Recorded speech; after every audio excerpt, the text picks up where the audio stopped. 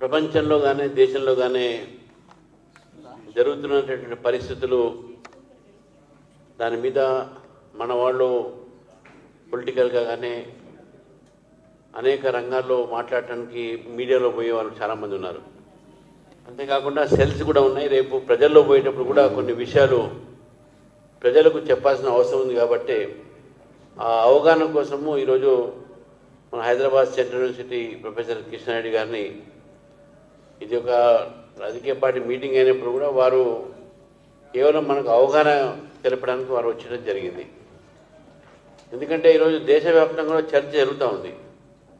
ప్రధానమంత్రి గారు హైదరాబాద్లో బహిరంగ సభ దాంట్లో మాట్లాడిన మాటలు రాజకీయం కన్నా ఎక్కువ సామాజికమైనటువంటి కోణం ఎక్కువ ఉంది, ఆర్థిక కోణం ఎక్కువ ఉంది. దాంట్లో సోషియో ఎకనామిక్ రీజన్స్, దానికి కారణాలు ఏంది అనేది గతంలో మొన్న కూడా నేను ప్రెస్ కాన్ఫరెన్స్ చెప్పడం జరిగింది. ఇప్పుడు విషయాలు ఏదున్నప్పుడు కూడా క్రైసిస్ వచ్చినప్పుడు, దేశంలో ఒక సంక్షోభం వచ్చినప్పుడు ఆ దేశ సంక్షోభాన్ని ఎదుర్కొనేటటువంటి ఒక బాధ్యత ఒక ప్రభుత్వానిదే కాదు ప్రజలది కూడా ఉన్నది అనే విషయాన్ని మనం గుర్తుపెట్టుకోవాలి. ప్రభుత్వాలు నడిచేదే ప్రజల ఒక ఆమోదంతో. కాబట్టి ప్రభుత్వాలు ప్రజల కోసం పనిచేయాలి. కాబట్టి ప్రజలు కూడా ప్రభుత్వాన్ని సహకరించాల్సిన అవసరం కూడా ఉంటుంది.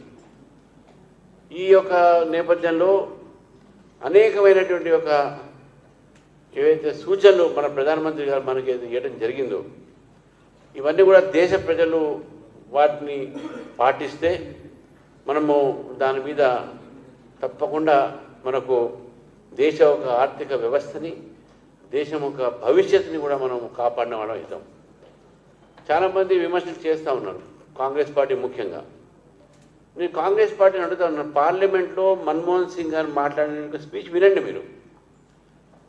ఆ స్పీచ్లో వారు స్పష్టంగా చెప్పారు, మనము చాలా ఆర్థికంగా మనం ఎన్నుకున్నాము, ఆర్థికంగా బాధపడతా ఉన్నాము, దయచేసి బంగారం తగ్గియండి, కొనటం తగ్గియండి అని చెప్పేసి. ఇందిరాగాంధీ గారు కూడా గెస్ట్ కంట్రోల్ యాక్ట్ పెట్టిందంటే 50 మంది కన్నా ఎక్కువగా మీరు దావత్లు ఇవ్వాలంటే కలెక్టర్తో పర్మిషన్ తీసుకొని మీరు ఇవ్వాలి.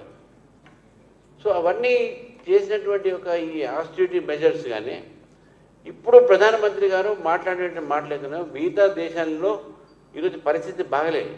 మన దేశంలో ఇంకొద్దిగా మనం ఇంటాక్ట్గా ఉన్నాం, ఎందుకంటే ఫాస్టెస్ట్ గ్రోయింగ్ ఎకానమీ కాబట్టి. ప్రధానమంత్రి గారు ఇచ్చిన సూచనలు ఏవైతే ఉన్నాయో అవన్నీ కూడా పాటించడానికి ముందు వారే పాటిస్తూ ఉన్నారు, మనం కూడా పాటించాలి.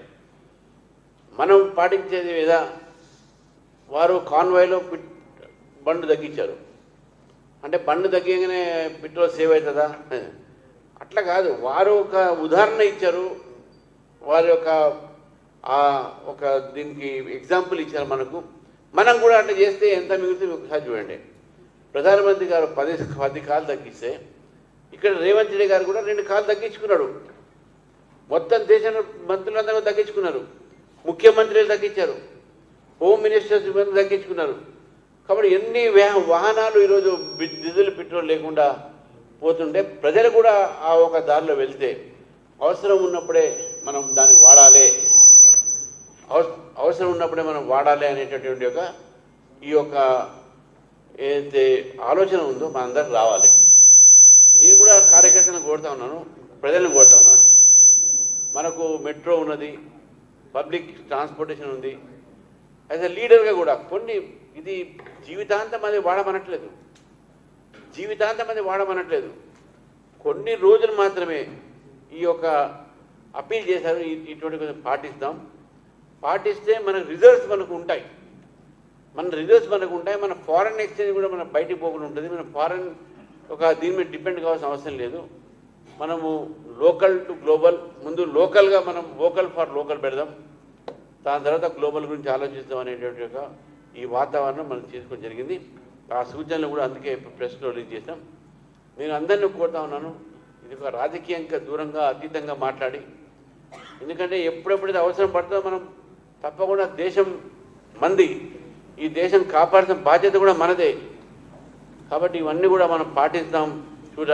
నేను కూడా అందుకనే నేను ఇప్పుడే చెప్తా ఉన్నాను, ఇప్పుడు ఇక్కడ నుంచి సపోజ్ నేను అమీర్పేటలో మీటింగ్ ఉంటే నేను కూడా మెట్రోలోనే పోతాను, నేను కూడా మెట్రోనే పోవాలి. మీరు కూడా మీరు చూసే ఉంటారు, చాలామంది మన కార్యకర్తలు వచ్చి సార్ అన్న నీ వెనక కారు పెడతాం కాన్వాయ్లో పోతాం అంటారు. నాతో కూడా నేను కాన్వాయ్ కూడా ఎక్కువ తీసుకుపోను, నా వెనక కొంచెం ఎక్కడే కారు ఉంటుంది, దాంట్లో వాళ్ళ కెమెరామ్యాన్లు వాళ్ళు వీళ్ళు ఉంటారు, గన్మ్యాన్లు బియ్యం తప్పదు నాకు. ఎందుకంటే అందరి ఒకరి మీద ఒకరు కూర్చోలేం కాబట్టి 2 కార్లు కావాలి. సో అంతవరకే కానీ నేను ఎక్కువ మంది కార్లు తీసుకునే నాకు అది లేదు. మొన్న కూడా నేను క్యాంపెయిన్కు మా జనరల్ సెక్రటరీ మీ అందరం కూడా మెట్రోలో పోయి మేము క్యాంపెయిన్ చేసినాము. కాబట్టి పబ్లిక్ ట్రాన్స్పోర్ట్ ఆడాలి. లండన్లో వాడు పోతే నేను ఒకసారి నా పక్కన ఒక ఆయన కూర్చున్న హైకోర్టు జడ్జి అంట ఆయన కూడా మెట్రోలో వస్తున్నాడు. ట్యూబ్ అక్కడ లండన్లో ట్యూబ్ ఉంటుంది, ఆ ట్యూబ్లో అండర్ గ్రౌండ్లో పోతా ఉన్నాడు ఆయన. సో కాబట్టి nothing wrong in using public transport. మనందరం పబ్లిక్ ట్రాన్స్పోర్ట్ ఎంకరేజ్ చేయాలి, మనం చేస్తే మంచిది అని చెప్పి నేను భావిస్తూ, మీరు కూడా పర్సనల్గా ఇప్పుడు సరే ఈ ఎలక్ట్రిక్ కార్ కొంటున్నాను నేను. నాకు డీజిల్ కార్ ఊరికి పోవాలంటే ఎలక్ట్రిక్ కార్ తీసుకుంటున్నా, ఎలక్ట్రిక్ కార్ కూడా పెడతా. ఇంత అవసరం ఇవన్నీ కూడా చేయాలి. కాబట్టి ప్రధానమంత్రి గారు దేశ కార్ పూలింగ్ కూడా మంచిగా బ్రహ్మాండం. ఇప్పుడు ఐటీ ఎంప్లాయీస్ చాలామంది కార్ పూలింగ్ పోతారు, ఒక కార్లో 4 కలిసిపోతారు. మా అమ్మాయి కూడా ఐటీ కంపెనీ చేసినప్పుడు కార్ పూలింగ్ ఉండే, 3 బయట నుంచి అక్కడ వచ్చేది, ఇటు వాళ్ళు వెళ్ళిపోయేది. సో కార్ పూలింగ్ కూడా మంచిది, చాలా మంచిది. దయచేసి అందరం కూడా మనం ఆ ఒక పాటిస్తారని చెప్పేసి కూడా మీ అందరికి తెలియజేస్తూ, దేశభక్తి అంటే మన వారు చెప్పారు, మన ప్రాణాలు ఇవ్వటమే కాదు, మనం జీవించి కూడా దేశానికి మనం సేవ చేయాలి. ఇది ఒక దేశ సేవగా మనం భావించి ప్రధానమంత్రి సూచనలు కూడా పాటిస్తారని చెప్పి నేను తెలంగాణ ప్రజలను కోరుతా ఉన్నాను.